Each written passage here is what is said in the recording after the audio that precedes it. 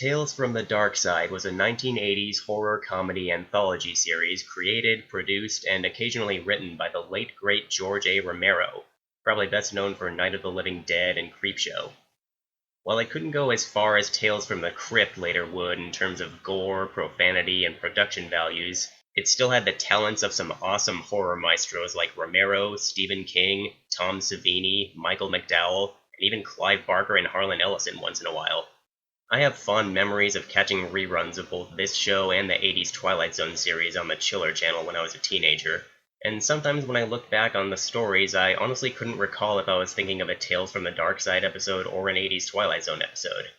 You can probably just chalk that up to my fickle attention span at the time, and of course neither of these shows are as widely known or acclaimed as the original black and white Twilight Zone series.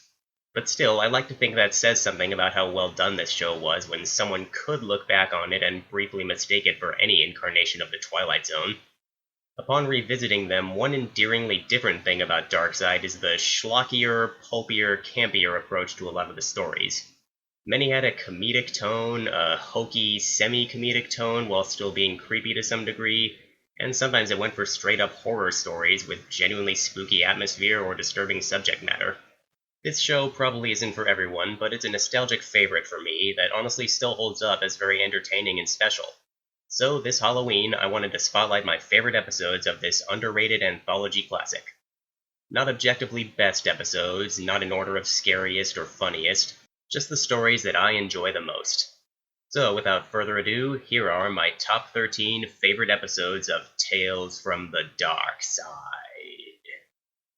Number 13. The Trouble with Mary Jane. Basically a sillier take on The Exorcist. A fraudulent fortune-teller couple is brought in to exorcise a possessed girl for a $50,000 reward. The wife, who is played by Phyllis Diller, thinks they're in over their heads and just wants to go back to doing bogus tarot readings.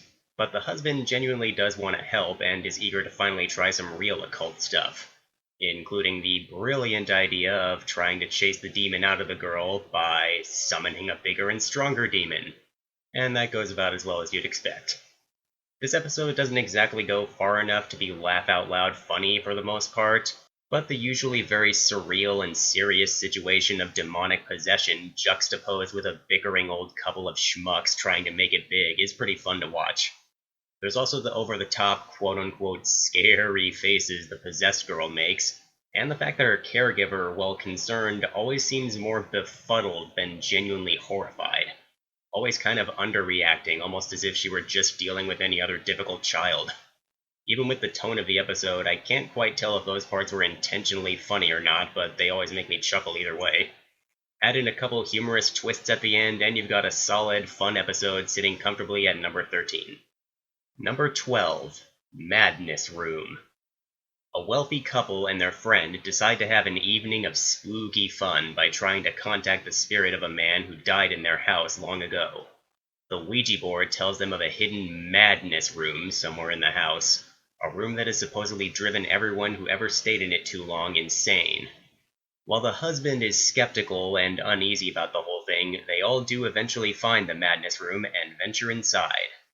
What awaits within are horrors that are actually all too tangible, with perhaps a hint of the otherworldly horror that made this mysterious room so hard to resist. This episode is just a decent little haunted house story. The part that really makes it a favorite is the slow, foreboding atmosphere. It really does convey that special mood of sitting by the fireplace on one of those eerily calm, quiet nights, telling scary stories or playing games to challenge your superstitiousness, and exploring dark, unfamiliar parts of an old building. It also has good performances and two twists that are honestly both kinda easy to see coming, but still pretty enjoyable nonetheless. Overall, a maddeningly good time. Number 11.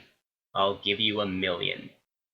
Two shrewd, ruthless businessmen who regularly make bets with each other for large sums of money make their riskiest yet. One of them is suffering from a failing liver, and his friend dares him to prove he doesn't believe in souls by selling his soul to him for $1 million. He reluctantly agrees and signs a contract, but as his health rapidly deteriorates, he tries in vain to get out of the deal.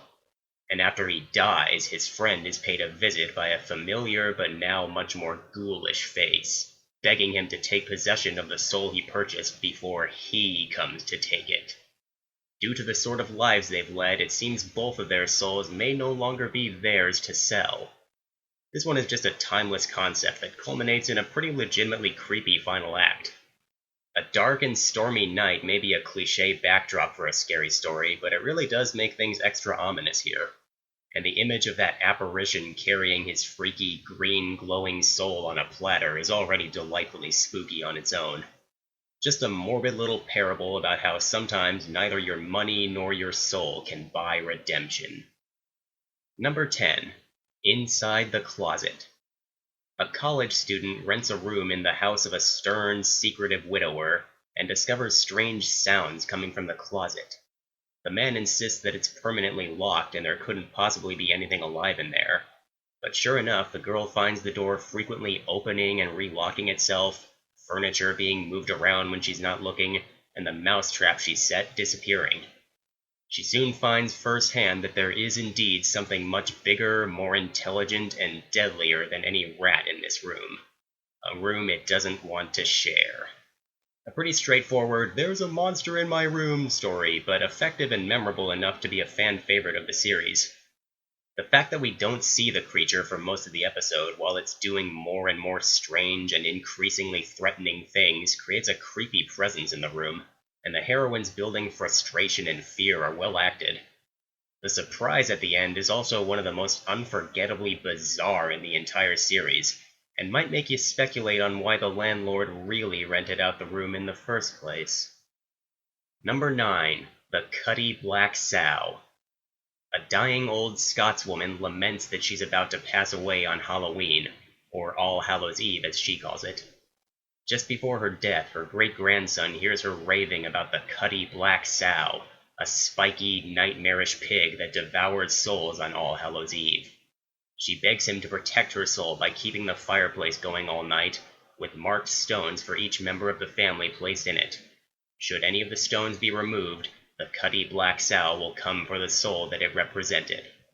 The boy and his sister do as their great-grand said, but after coming home from trick-or-treating, they discover that the boy's stone has fallen out of the fireplace.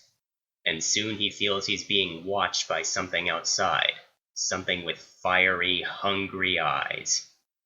This was one of the first episodes I ever saw, and it proved to be a pretty memorable boogeyman story. Aside from a kind of bland expression or line delivery here or there, I think the child actors do a pretty decent job of carrying this. The sense of dread and uncertainty as the boy sees and hears things going on outside is brief but great. In very little time, it really brings you back to being a kid with the willies right after hearing a scary story. Suddenly, every loud gust of wind might be a monster howling. Every scratch at the window by a tree branch might be claws waiting to snatch you. Every strange light you can't identify in the dark might be eyes watching your every move. And just as soon as they've all proved to be ordinary things and you've begun to calm down, something else happens and you're petrified all over again. This All Hallows Eve, sit back, have some candy, pop in a scary movie, but keep an eye on what's in your fireplace. Number 8. The Moth. A woman discovers proof that her daughter is a witch just moments before the daughter stumbles back into the house with a knife wound. She's been stabbed by another woman whose husband she may or may not have magically seduced. She's dying, but calmly tells her mama that she doesn't have to leave this world. She instructs mama to cover her mouth when she dies, put a jar over her mouth for her soul to go into, and not to let it out of the jar before dawn, when she'll come back to reclaim it. Mama honors the first part of her little girl's quote-unquote dying wish, and from out of her mouth and into the jar comes a moth.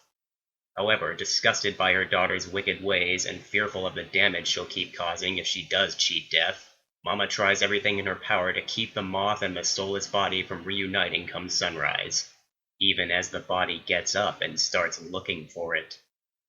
I really love this setup of a mother struggling between her love for her daughter and her pious revulsion at the frightening, unnatural thing her daughter has become. Meanwhile, the daughter herself has this nonchalant, mischievous way of talking that's eerily alluring, but at the same time puts us right in her mother's shoes, seeing her so calmly saying and doing such dark, witchy things. The episode just gets better as the mother uses several clever obstacles and tricks to stall her zombified daughter until sunrise.